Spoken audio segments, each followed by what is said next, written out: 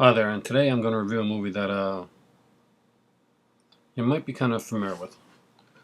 But before I do, just know that please have seen this movie before you watch this review because it's going to be spoiler filled. So I'm going to take on the haters, and Professor Pin, the caffeinated critic, is about to talk to you about Star Wars: The Force Awakens.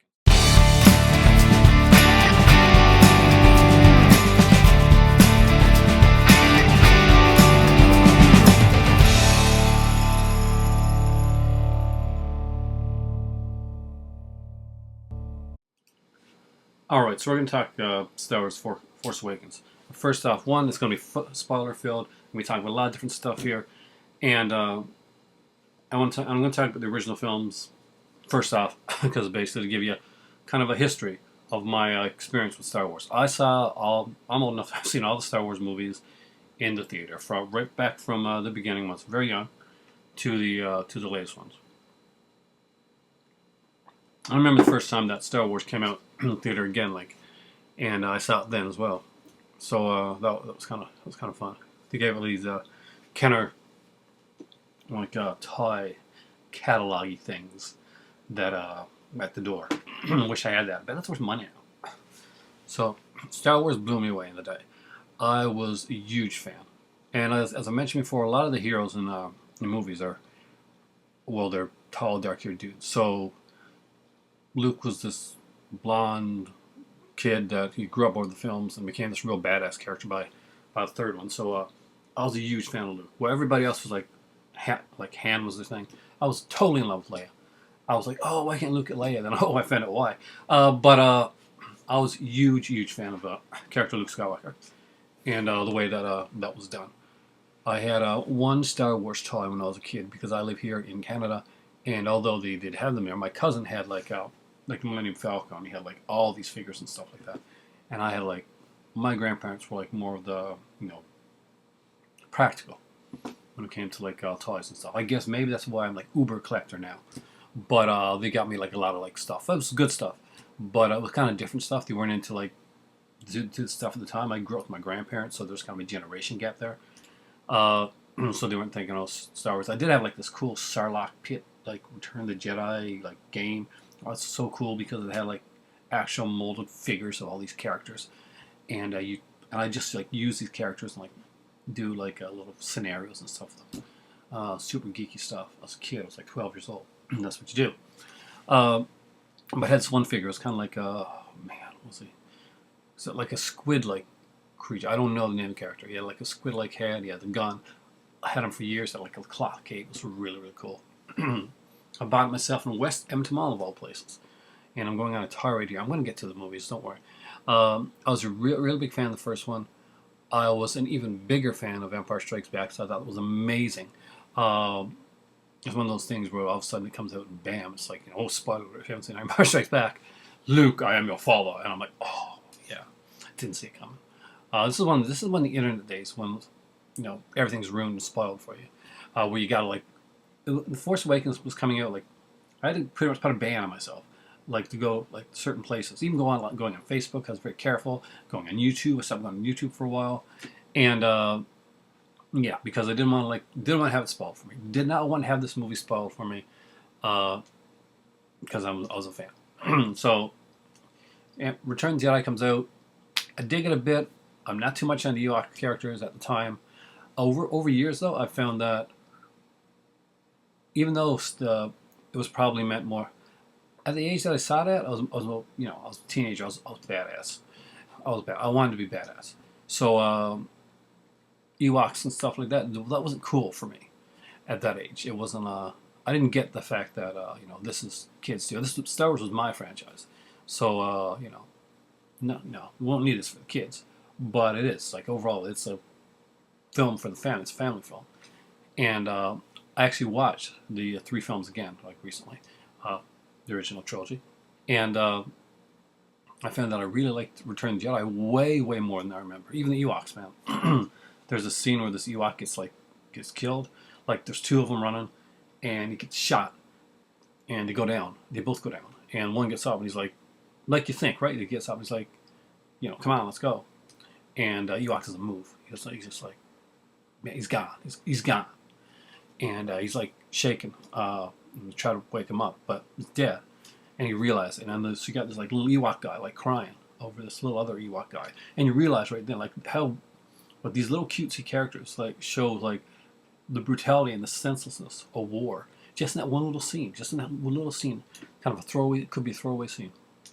Actually, to this day, it makes my better half cry every time she sees it. She actually had me come over and hold her hand during that, because she knew that scene was coming up. She can tell by the musical cues.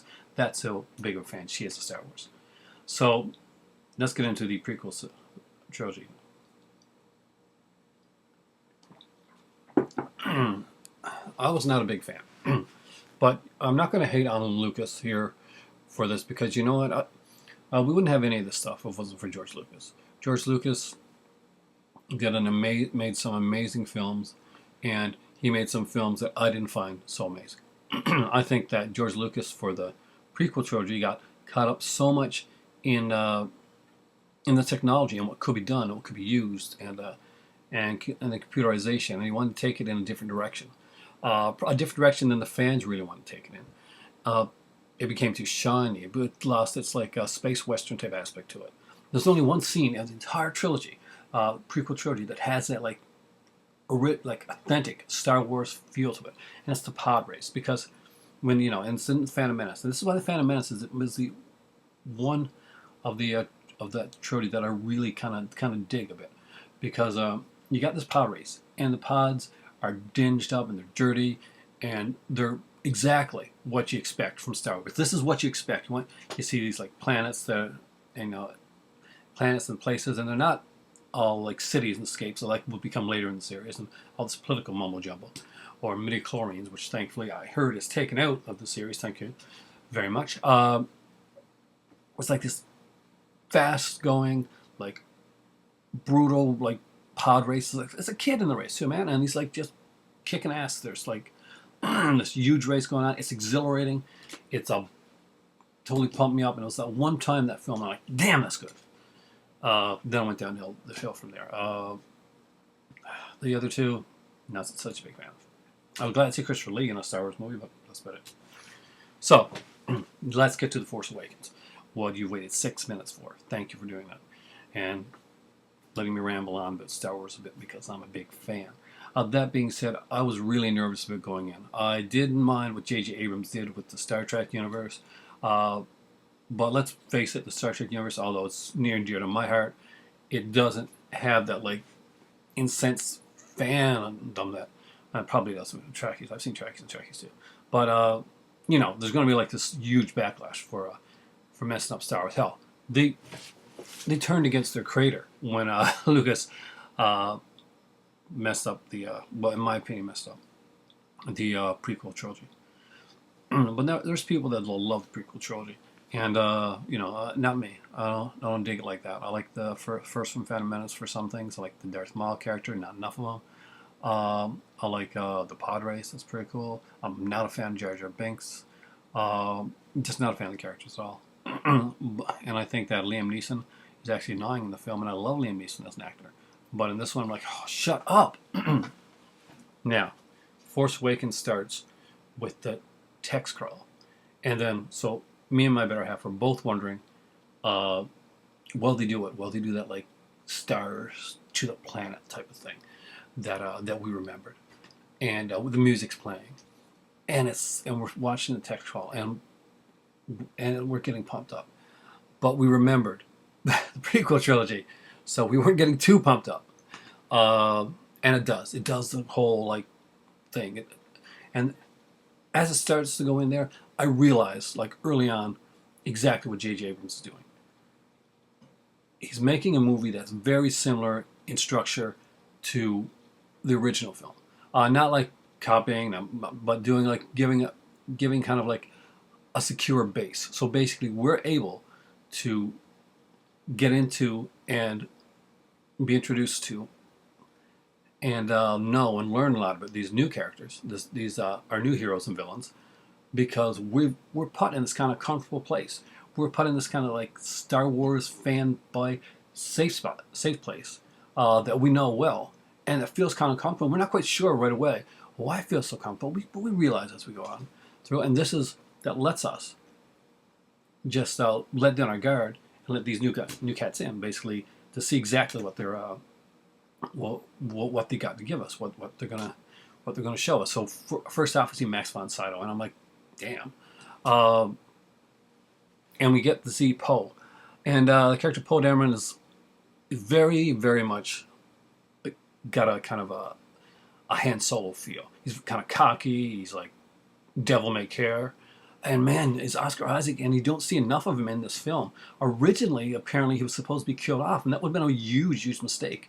You got a really good character here that hopefully now that we've seen like exactly, the charisma that this actor has and what it can do and how perfectly he fits into the Star Wars universe, that they're going to like not just come off the next one, they're actually going to like expand his part more, and we're going to get to see more of him, because I really want to see more of this character. Because you got a guy that's working with the resistance, working with the rebellion, with rebels, but he still has that kind of like devil may care type of attitude to him. I really dug it.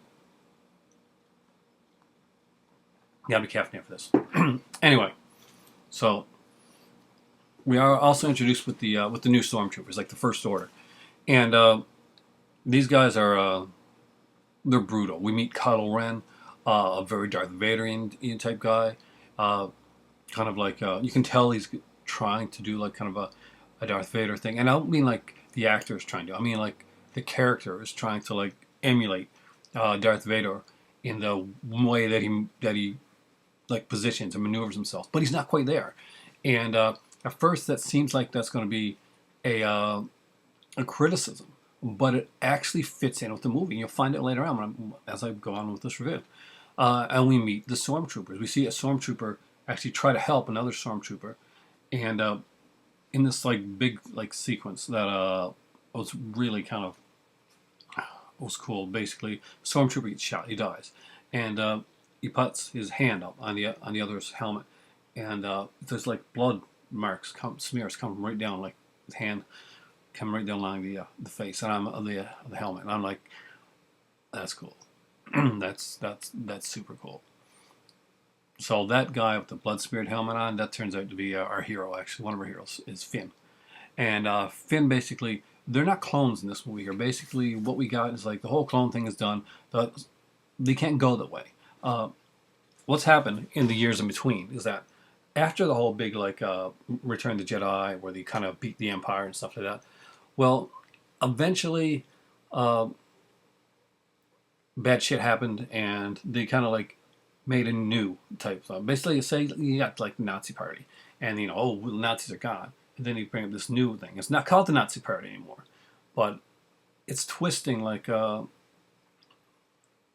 ideology and politics to make so that the good guys look like they're the bad guys. So we got like this this First Order, and they're pretty much saying that back in the day there was like these rebels, and they took down what was going to be this amazing government, and it was like an act of terrorism. Basically, it was like an act of terrorism type of thing, and because of that, there's certain people, like it's like myths now. Nobody actually knows the truth, like except people that actually lived it. So if you've seen the trailer and you see that sequence where basically Han Solo says, it's true, all of it. That's what he's kind of talking about. That's what he's getting at, because they don't realize that it's true. All they know is that people get recruited to work for the First Order, and by recruited I mean taken as children and like totally like brainwashed into working for them. Finn is one of those guys that thinks outside the box. He won't kill, and he's one of originally he's a kind of a flame. He's used in the flame thrower, but he doesn't dig it, and he takes off. He actually helps Poe escape, because Poe gets caught, and this is where I got to mention this. I'm going to be going all over the place. BB8. The last time we saw characters introduced, you had characters like Jar Jar Binks and Watto, and the reintroduction of C-3PO and R2-D2, even though it really didn't make much sense when you think on how the way the films work. Anyway, The way I see it, this BB-8 character is amazing. It's incredible. We're back to the droid character. It's kind of cool. Could have been too kiddie-ish. Could have been too like some people thought it's too Disney. But no, it's perfect for Star Wars. It fits along just right. You have this character that is likable for kids. Adults won't find him insufferable like Jar Jar Binks. You're gonna like this character. BB-8 doesn't do a lot, but what he does in the movie, it makes sense. He's an integral part of the plot line. And it's just really cool. And partially voiced by Bill Hader from Saturday Night Live. There's another guy that did the voice, and I apologize. I can't remember who it was. But there's two people worked on the BB-8 voice. And because, it's not a computerized thing. It's basically actually someone's doing the voice. So basically when Finn escapes, he crashes down. We got this TIE fighter sequence. It's huge. It's really cool. And he ends up in this place where Daisy Ridley's character is Rey, and basically we see her, and she's got there's something familiar about her. We see her going by her day, like picking up scraps. It's kind of like got a Mad Max feel at the beginning because she's going and she's putting in like scrap metal and stuff like that, and she's giving it to an alien that's played by Simon Pegg, by the way, and in a huge alien suit. And basically, you get this feeling that there's something about it. So there's something about her. So she's sitting down. She puts on this helmet, this fighter helmet, and at that point in the movie, although it's not really revealed, or it's supposedly kind of revealed, I guessed who she was, who she was related to at that point. There's no I was like, oh yes, this is going to be the character. I did not guess what was going to happen afterwards. Didn't know that she was going to have that. Well, what happens? Anyway, Finn's escaping. He's getting away. Poe has told him about BB-8. Poe's lost somewhere. He thinks Poe's dead. He runs into Rey. BB-8 says that because Poe gave Finn his jacket. BB-8 says the jacket was stolen from his master. So there's this fight between Finn and Rey, where Rey kicks his ass. Basically, not much of a fight, just Rey kicking Finn's ass, and they basically have to they get chased by the stormtroopers, and they know that they're coming down to get BB-8 because see BB-8 has this thing. It was given to him by Max von Sydow, and what it is, it's a map to Luke Skywalker, to where Luke is, because Luke's been gone. That's the thing. All the Jedi's and all those guys are gone. They've been gone for ages.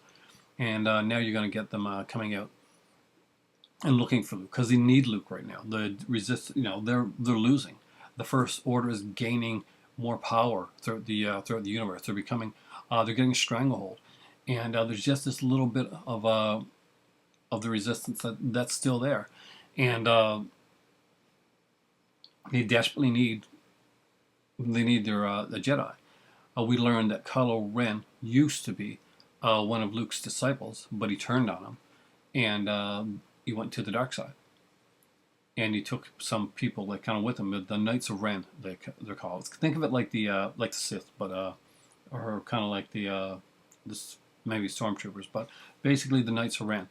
And so he went off, and he went with this other this dude, this kind of big we see a hologram. It sounds like a Wizard of Oz type hologram of this character. We're supposed to be an emperor-like character, I guess.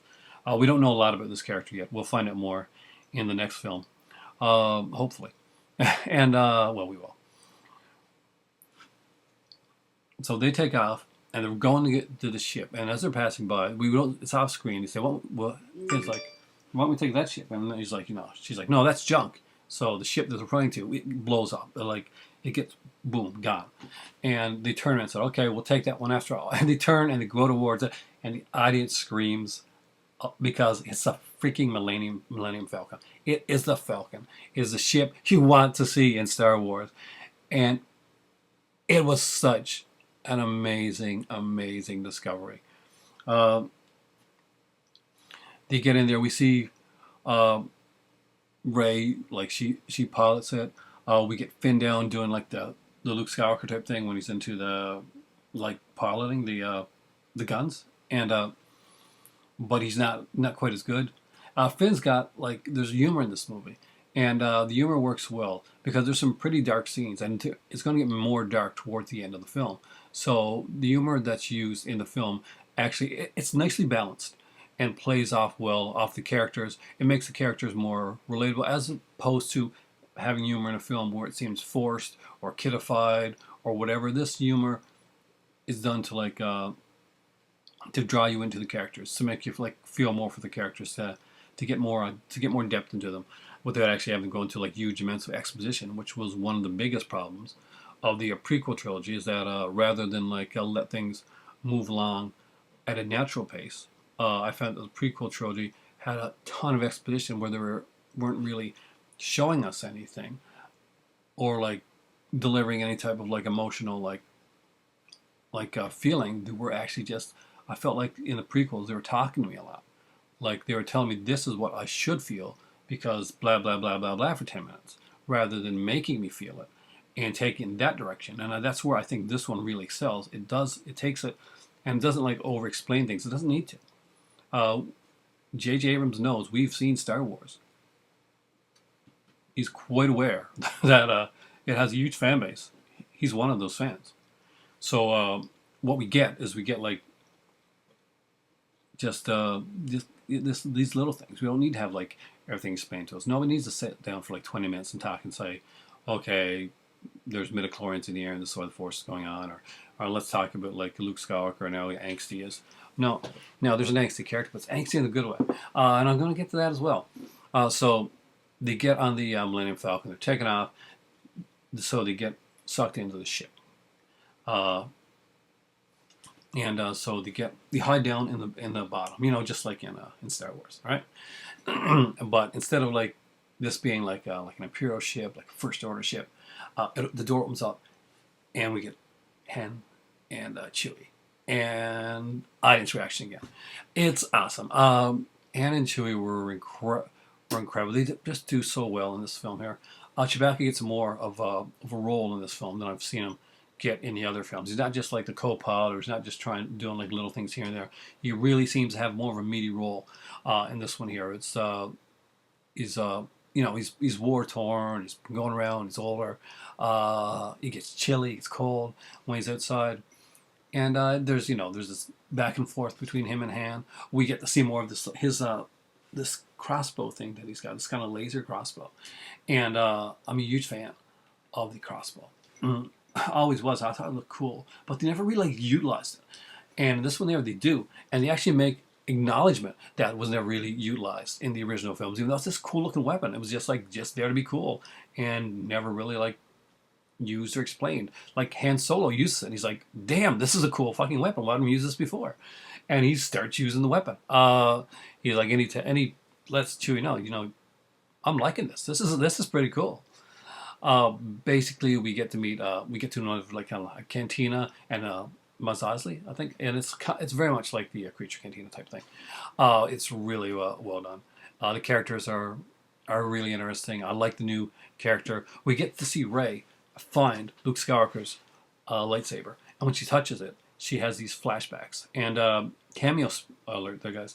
We get like basically Frank Oz coming back to, and this is not, I don't mean like clip of Frank Oz voice. No, Frank Oz came back to do the voice of Yoda in that sequence, and Skywalker, and Ewan McGregor came back to do the voice of younger Obi-Wan Kenobi in that sequence. And basically, what they did was they mixed the Alec McGuinness at the start of it, and it goes right into Ewan McGregor. It's well done.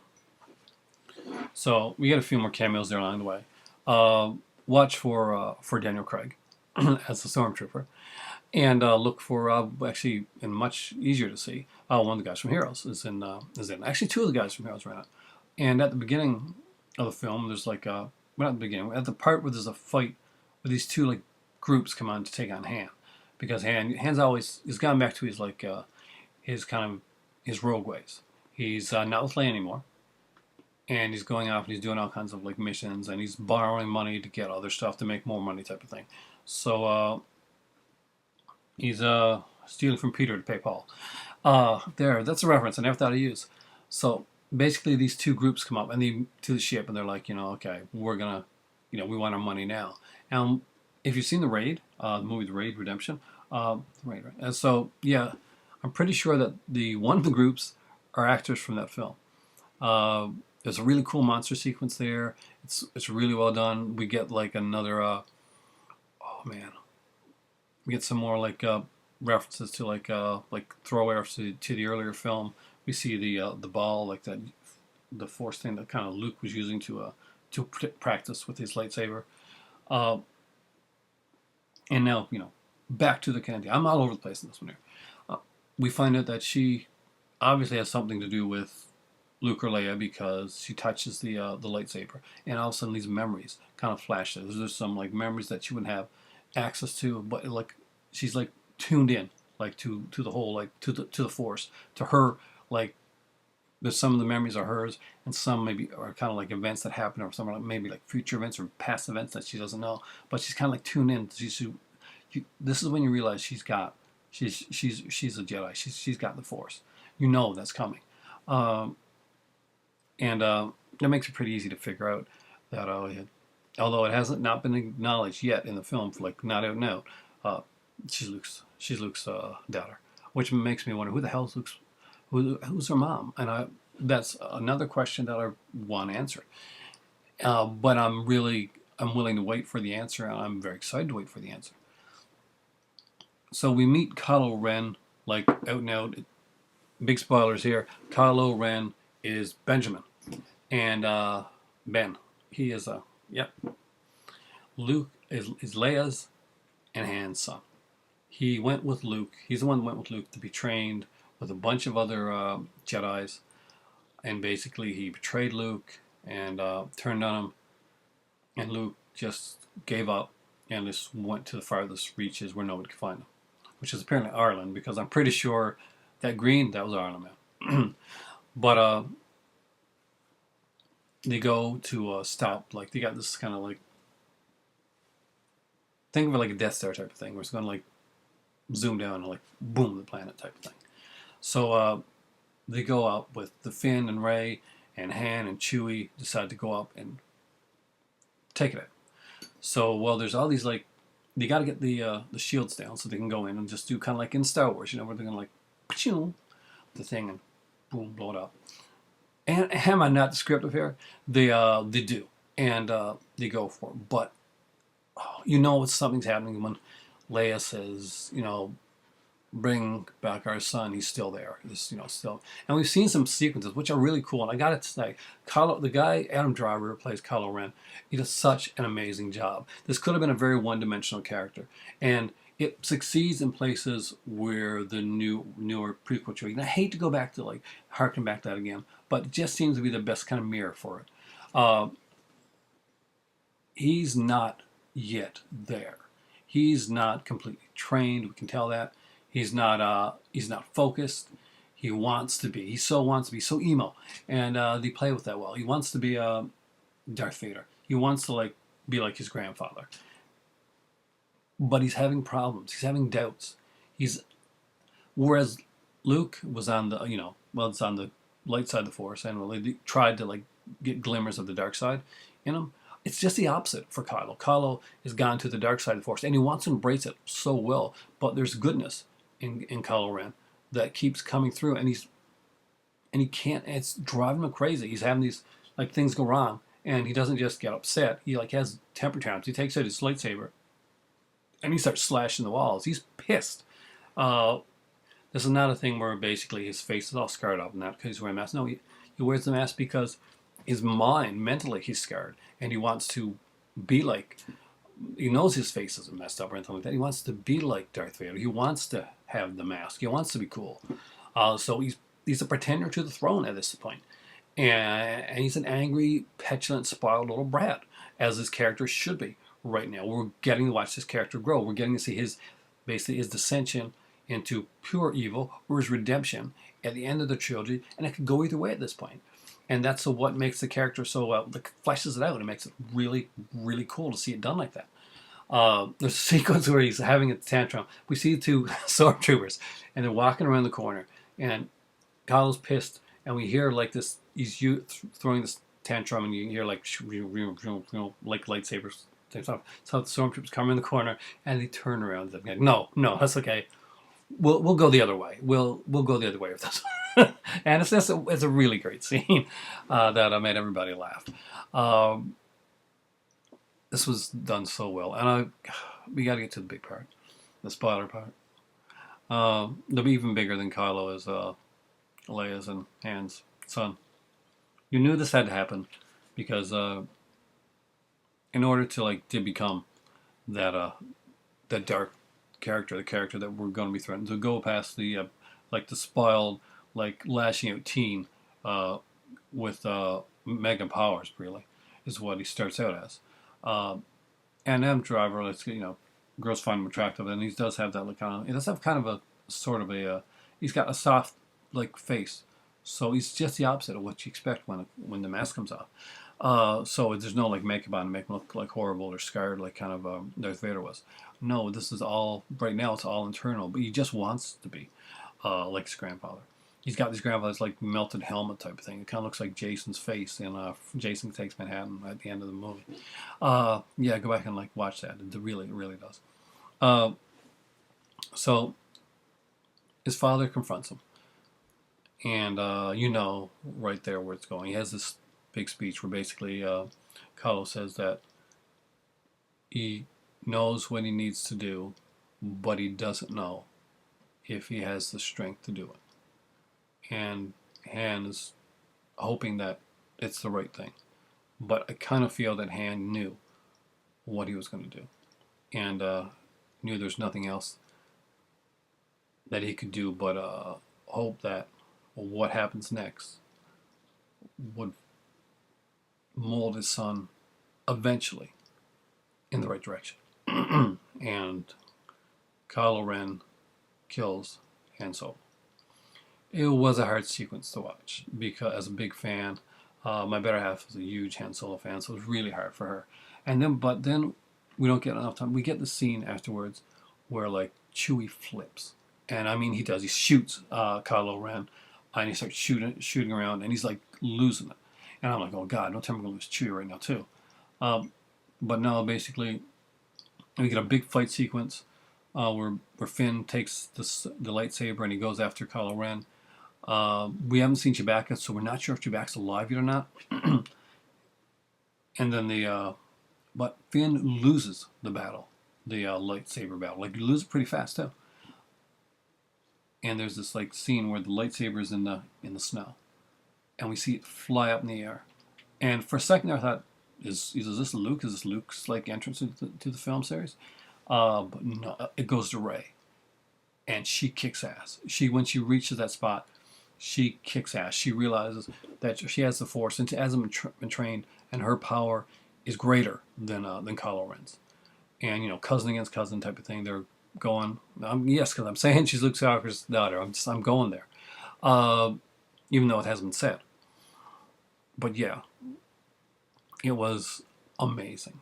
The fight was incredible. It was the planets tearing apart. But after the fight, before she can finish him off or he can finish her off, the planet literally rips the frick apart, and it's coming apart right there. So they're on different ends of the planet, and we get her to go back and save Finn.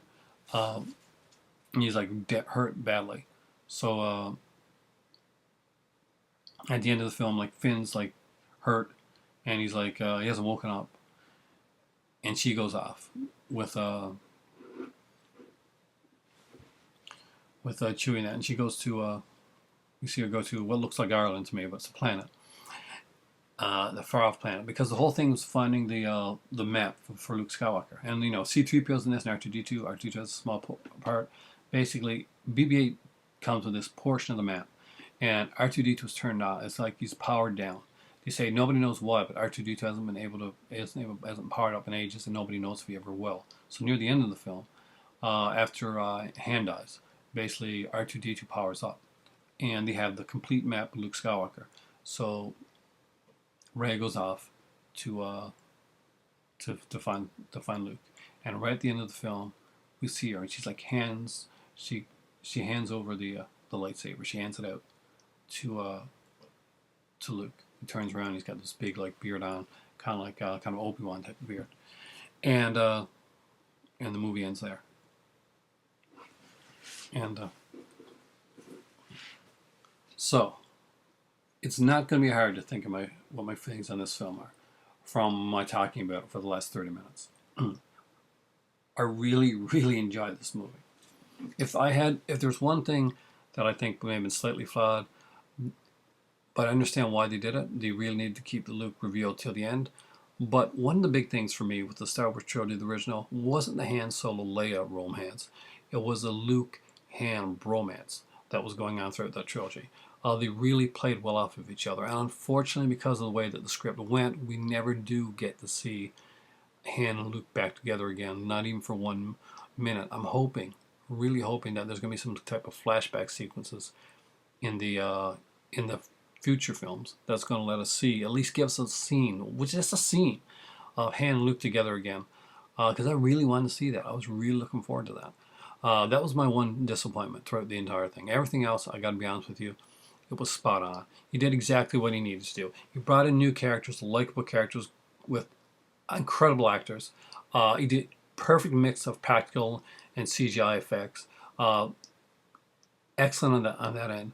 Script was incredible because what he did was he took parts from the original Star Wars film and he made his own film out of it, and did that so that he could introduce all these characters, all these new characters, all these cool characters, like I said before, and put them in like a safe place. He doesn't like slap us in the face with all this like new stuff that that automatically we know this, just get over it. It's not the original, which I think the prequel trilogy did. They just shoved a bunch of stuff at the screen, and there's people that didn't like the film. I know not everybody's gonna like the film because, well, heretics. No, but no, seriously though. In the prequels, people complained it wasn't enough like Star Wars. It wasn't Star Wars. It was weird. It was political. It didn't feel like Star Wars. This one feels it's just like Star Wars. It feels like what it is Star Wars, guys. It is Star Wars. This is what it is. It's a Star Wars film. It is doing what Star Wars films are supposed to do. It's entertaining. It entertains, and it does a really good job. It brings back all the elements of the original. It's not cribbing, it's not remaking the film. It's just putting in elements that are comfortable and familiar with us while they put in the new elements and blend those together so that it makes it easier, more palpable for us as fans to watch the films. I've heard like all kinds of like crap about the film, and most of the stuff that I hear is pretty. It's I'm not gonna lie, most criticisms are pretty lame. I've heard like they Disneyfied it. What exactly does that mean? I mean, like I can understand the '80s if you said, "Oh, look, they Disneyfied that," and that was an insult. But Disney did the freaking like Marvel Cinematic Universe. Disney does they had Pixar. They did a shit ton of good stuff. Disneyfying something isn't a bad thing anymore. And then it's like they kidified it. No, it was always meant for families. It was always meant for younger viewers to watch as well. But the thing is that there's enough there for everybody that doesn't take it away from that. So that's bullshit. Oh no, it's not. It's too much like Star Wars. What's it supposed to be like? Did you want to be like Blade Runner? Was that it, or were you hoping it was like the next Mad Max? It's not that. It's Star Wars. It's the characters are familiar. We got the roguish characters. We got the Jedis. We got the bad guys, and they put their own little twists on it, but still keep it like faithful to the original. It actually seemed, and this is the biggest compliment I think I can give it. It seems like the sequel. It seems like the legitimate next step in the franchise. It seems like the next step. It's just like, okay, I see what he's doing. Yeah. Thank you. Thank you for doing it right. And thank you guys for watching. I am a huge fan of this film. I recommend you go see it. If you got kids and you haven't seen a Star Wars movie, bring them to it. Let them see it. It's a really, really good film. And it's a film that's a crowd pleaser and a family film. There's some like brutality in it, but nothing that wasn't in the original Star Wars. I mean, the original Star Wars stuff got even more brutal. Like when they, cut, we got the cutting open the creature, getting the arms cut off. There's nothing to say you can't show your kids. It's a great film. You're gonna have stuff for longtime Star Wars fans. You're gonna have stuff for new Star Wars fans, and you're gonna come out feeling good, and that's a good thing. This isn't meant to be Empire Strikes Back yet. It hasn't got, but yet it still has that kind of like that dark scene. It's the setup. Basically, some of the complaints that people make were some of the complaints that people made about the original Star Wars is that it seemed a little bit slower. That it got better when the second one was way better. That first one was just a setup, and that was wrong. Actually, the first one was a good movie that could stood on its own, just perfectly as an entertaining film that would have stood well on its own. And this one here, you need more. You just do. About 2 years, so I've got to wait now. But it's going to be.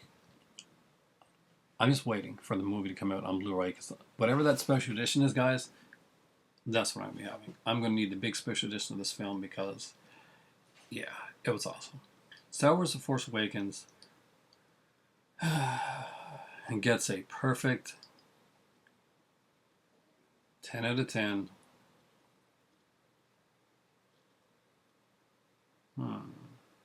BB8s. Yeah, he's a new character, BB8s. Because BB8 is what this is, a perfect example of what this film is and what this film does. It's something new mixed in with something old. You have some perfect mixture of what we want to see. Thanks for watching. Hope you guys go out and enjoy Star Wars: The Force Awakens. It's an amazing film. See it over the Christmas holidays. And let me know what you thought of Star Wars: The Force Awakens. Tell me what your favorite scene was. And if you think that Rey is Luke's daughter, and where you think they're going to go with Kylo Ren. Is he redeemable? You kill off the most beloved character. Yeah, obviously he's going in a dark, dark place, but can we redeem him? Darth Vader was redeemed, and he killed off entire planets. So, thanks for watching, guys. For me right now, I'm just going to finish off my tea and just grab some more because it's getting cold. So it's time for tea. I may get myself a macchiato afterwards and really over-caffeinate myself, which may mean another video, because I did go to see The Hateful Eight as well.